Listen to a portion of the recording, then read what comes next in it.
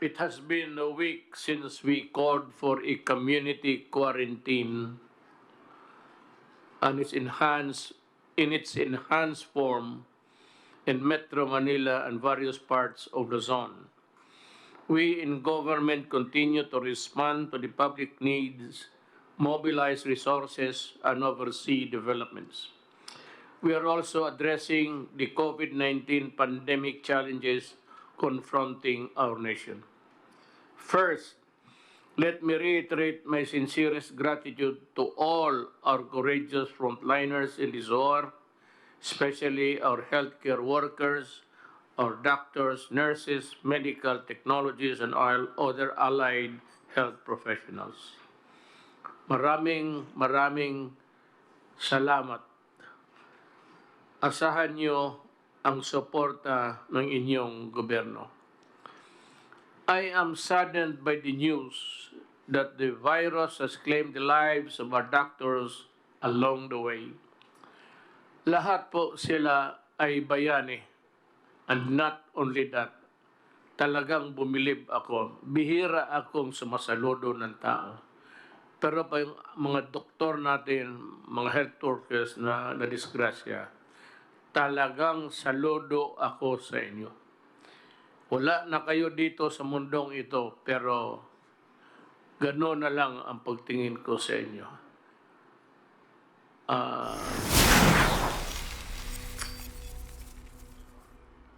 To the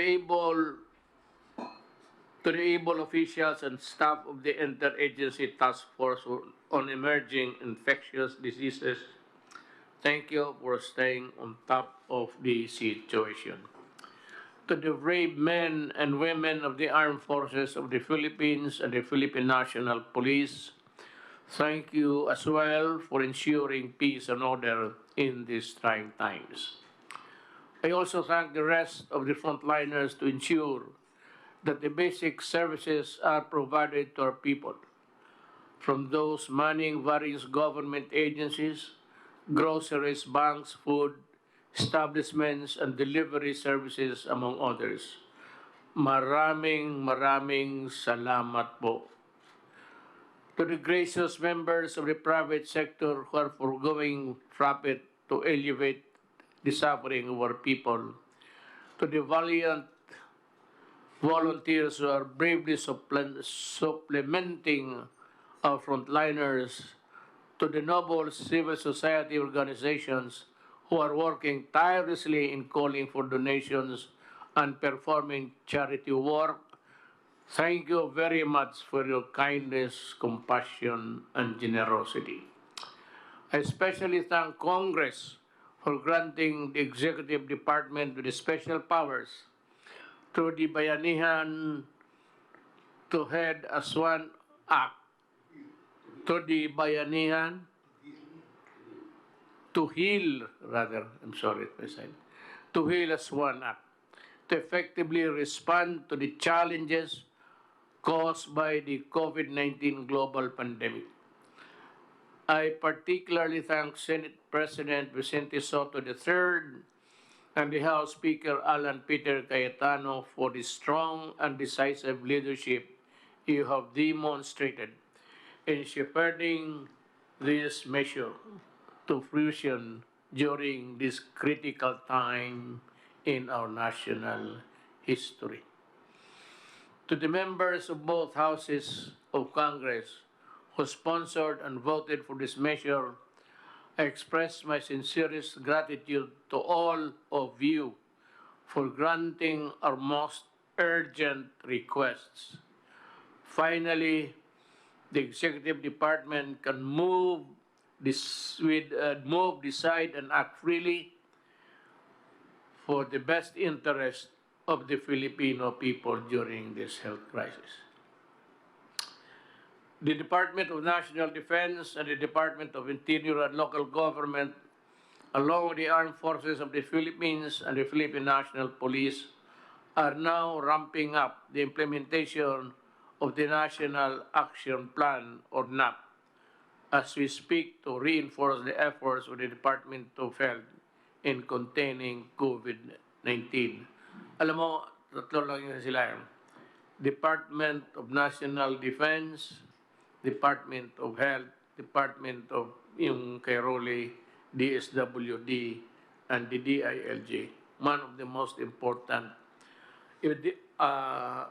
departments that are now in action.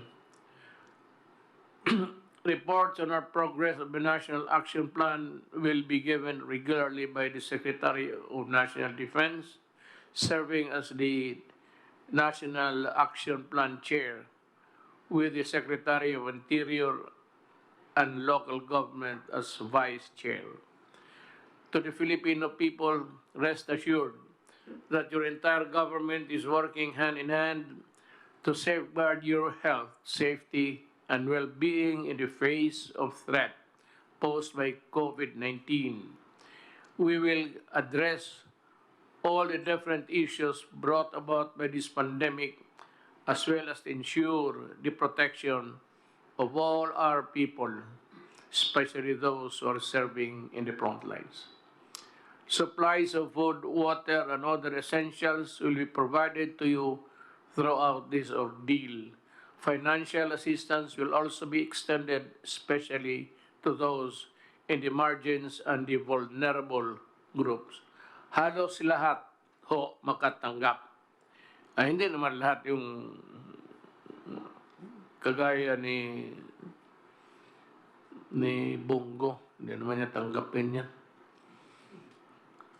Gagawin namin ang lahat. Hindi namin kayo pababayan.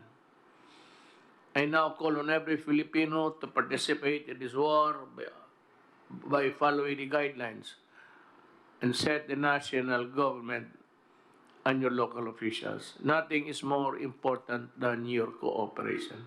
I repeat, stay home, huwag matigas ang ulo. The outcome of this war depends largely on you as well. I also call on relevant agencies to ensure the speedy delivery of basic medical supplies and equipments to health facilities. From the approval, importation, and the delivery, everything must go smoothly to make sure that we do not waste time. Alam mo, isang bagay talaga na alam ng lahat is itong padili-dali, patamad-tamaran.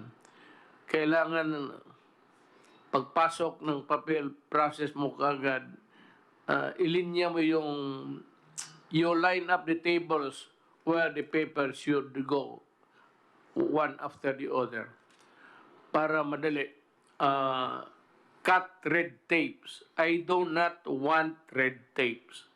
I do not want so many questions.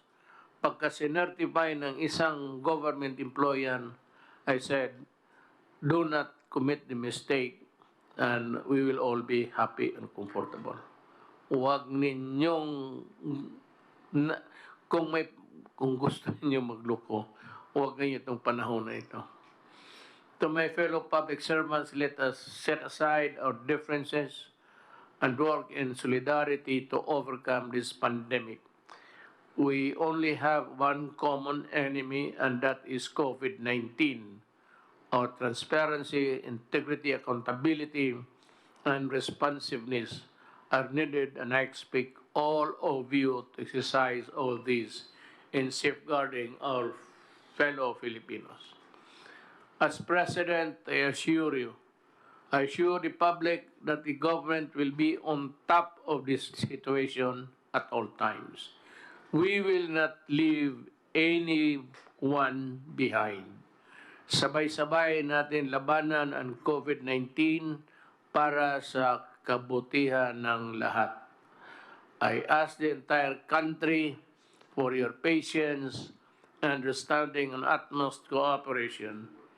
With your support, I am confident that we will emerge triumphant. Nothing is more formidable and resilient than the Filipino spirit. Matindi ang kalaban, but we will not surrender. Hindi tayo susuko, tayo ay lalaban.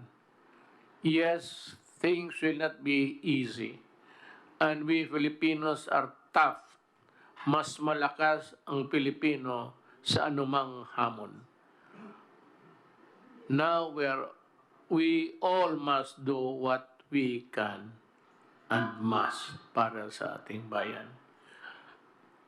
I look forward to the day that we, the Filipinos, can finally claim victory over this war and emerge as stronger and more united Filipinos and Philippines. Maraming salamat po. Osbo nako, ayaw mo kahadlok. Tagalogin ko, huwag kayong matakot. Nandito yung gobyerno ninyo para kayo pagsilbihan at totoong pagsilbihan. Salamat.